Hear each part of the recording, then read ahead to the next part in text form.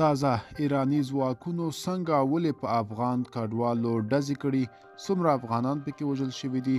ملګرو که تاسو هم غواړئ په پوره جزئیاتو پوه شئ، ویډیو تر اخره وګورئ او زموږ پښتو پلس چینل هم سبسکرایب کړئ.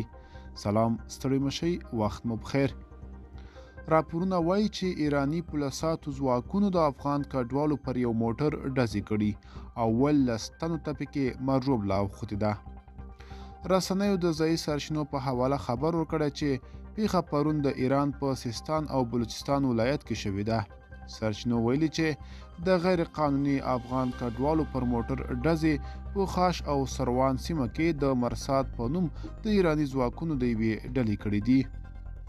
د دې پیښې په تړاو په رسمي ډول څه نه دي ویل شوي، خو تر دې وړاندې هم په د ایرانی ځواکونو له لوري پر افغان کډوالو ډزو راپورونه ورکول شوي وو.